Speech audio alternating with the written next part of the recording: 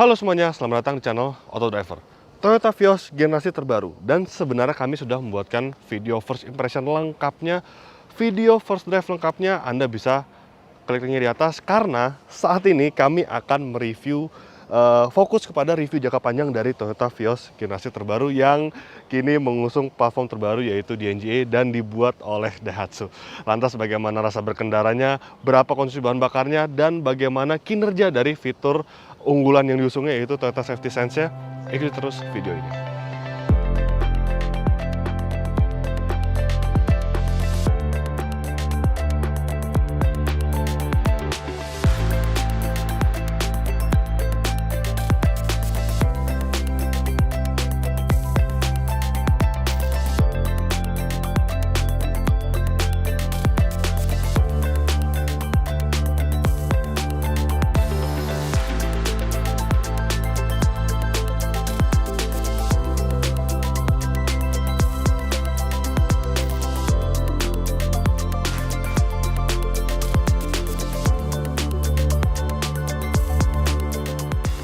Ya, untuk pertama kalinya memang Vios ini dirancang dan dibangun oleh Daihatsu. Nah, sebenarnya memang Daihatsu dan Toyota itu sudah merupakan satu grup sejak lama, dan memang saat ini model-model entry level Toyota semuanya itu dirancang dan dibangun oleh Daihatsu.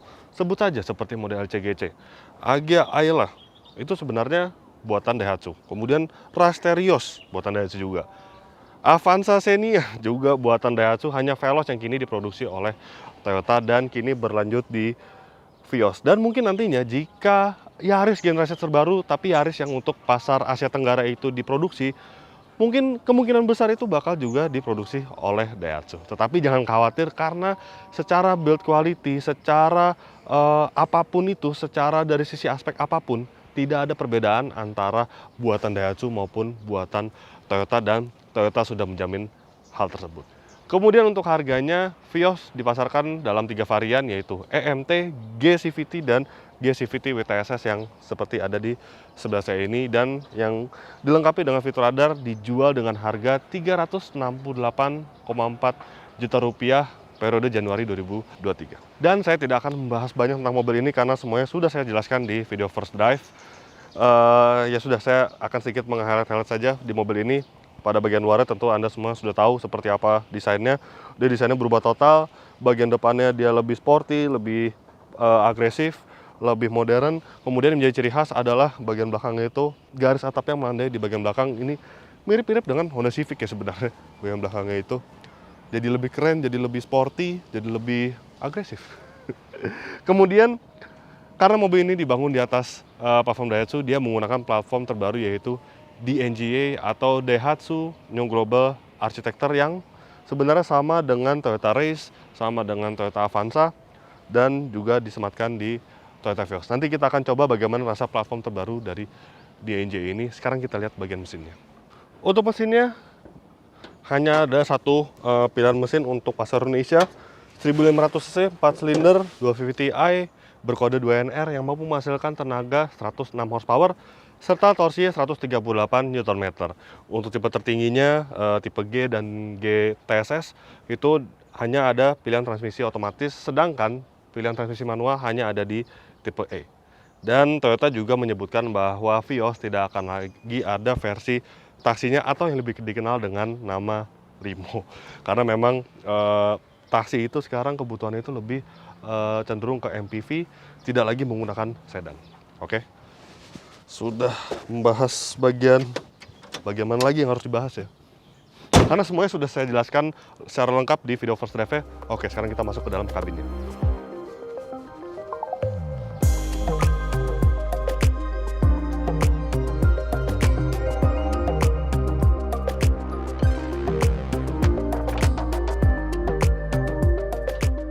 Nah, ini dia ruang kabin dari Toyota Vios generasi terbaru. Oh ya, untuk kuncinya sendiri, dia sudah menggunakan Smart Keyless Entry. Jadi Anda hanya perlu mengantongi kunci ketika masuk dan keluar mobil. Anda tinggal menekan tombol non fisik yang ada di bagian handle untuk membuka pintu dan mengunci pintu. Dan kunci ini seperti ini model kunci yang digunakan pada model-model Toyota terbaru. Jadi untuk menguncinya Anda perlu menekan bagian emblemnya, dan membukanya ada bagian tombol buka, dan ada juga tombol bukaan bagasi, tapi mobil ini belum electric tailgate maksud saya, jadi ini hanya untuk membuka saja. Sedangkan untuk membuka mekanisme masih secara manual. Kemudian bagian interiornya yang menjadi highlight adalah dia memang auranya itu berubah ya, total dibandingkan generasi terdahulunya. Dia ada ban soft touch di bagian sini, kemudian head unitnya juga nih layarnya cukup besar, dia floating seperti ini desainnya, AC sudah digital. Kemudian model-model Toyota terbaru tuh kayak gini bentuknya, dia konsol itu agak tinggi gitu, tapi jadi enak sih, jadi rasanya tuh lebih fun to drive gitu. Kemudian electric parking brake sudah dilengkapi dan dia dipadukan dengan fitur auto hold, nice. Kemudian sini ada tempat penyimpanan, center console, setir. Dia menggunakan desainnya sebenarnya mirip-mirip dengan race, tapi dia dibalut dengan kulit yang lebih baik kualitasnya, jadi lebih enak gitu untuk digenggam. Kemudian ada pedal shift. Nah, mobil ini dilengkapi dengan transmisi CVT, tetapi untuk membangkitkan aura sportinya dia dilengkapi dengan pedal shift. Padahal di mobil transmisi CVT itu sebenarnya pedal shift tidak terlalu pengaruh sebenarnya. Kemudian instrumen cluster dia sudah digital. Ini digitalnya ini sama gitu bentuknya dengan milik Race, milik Veloz, sama. Dia informasi cukup lengkap, dan untuk menambah kesan mewah, menambah kesan agar Anda tidak bosan untuk menyetir mobil ini, dia dilengkapi dengan 4 buah desain dari semua clusternya, ada 4. Ya sama lah seperti Race Rocky, kemudian sama seperti Toyota Veloz. Tetapi untuk bagian speedometernya dia masih digitalnya yang bukan yang full digital ya. Kemudian untuk bagian kanan ini, nah ini ada beberapa tombol, ada tombol traction control off, kemudian mobil ini dilengkapi dengan emergency braking assist. Dan ya, fitur dari mobil ini cukup lengkap, fitur radarnya maksud saya, karena dia Toyota Safety Sense itu meliputi lane departure warning, kemudian emergency braking assist, dan dia juga ada adaptive cruise control. Yes, nanti kita akan coba bagaimana kinerja dari adaptive cruise controlnya. Apalagi ya? Udah sih. Karena kami kali ini akan berfokus pada rasa berkendaranya, bagaimana konsumsi bahan bakarnya. Toyota Vios itu memang terkenal ya dengan efisiensi bahan bakarnya. Nanti kita akan tes apakah dia akan sebaik pendahulunya atau lebih baik lagi.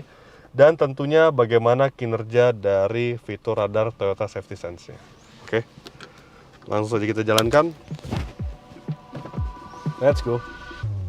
Kami sudah melakukan first drive dari Vios ini. Dan pada kesempatan kali ini, kami akan menginformasikan bagaimana jika Vios dikendarai dalam jangka waktu panjang. Yang pertama, tentu adalah suspensinya. Ya, memang untuk rasa suspensi itu sudah saya jelaskan semuanya di first drive. Dia empuk, dia jauh lebih lembut dibandingkan generasi sebelumnya. Dia itu bandingannya memang lebih mengayun gitu dibandingkan Vios generasi lawas, tapi waktu itu saya menjelaskan pada saat first drive di area yang terbatas ya, jadi memang saya bisa merasakan itu pada kecepatan yang tidak terlalu tinggi. Dan di kecepatan tinggi ini saya mencobanya di jalan tol dengan kecepatan 80 km per jam. Memang dia rasanya itu tetap halus, tetap lembut. Tetapi untuk handling sendiri memang terasa ada gejala body roll. Tapi tidak sampai ke tahap mengganggu, dia masih cukup tajam sebenarnya untuk pengendaliannya. Tetapi memang jika dibandingkan dengan pesaing utamanya, yaitu misalkan Mazda 2 Sedan atau Honda City Sedan, memang mungkin Toyota Vios ini rasanya tidak setajam rival-rivalnya itulah. Jadi memang Vios ini orientasi suspensi itu lebih ke arah empuk, lebih ke arah nyaman dibandingkan lebih ke arah pengendalian yang tajam. Tapi ya masih cukup positif dibandingkan generasi terdahulunya. Dan itu adalah hal yang rata-rata terjadi di penggunaan platform terbaru di NGA ya. Berbeda dengan TNGA yang dirancang oleh Toyota, itu dia bisa menghasilkan handling yang tajam, handling yang akurat, dan handling yang baik. Kalau di NGA ini rasanya itu ya dehatu sekali gitu. Ini rasanya itu memang mirip-mirip dengan Toyota Veloz, dengan Toyota Race yang sudah kami tes sebelumnya. Fitur radar menjadi senjata utama Vios generasi terbaru. Lantas, bagaimana kinerja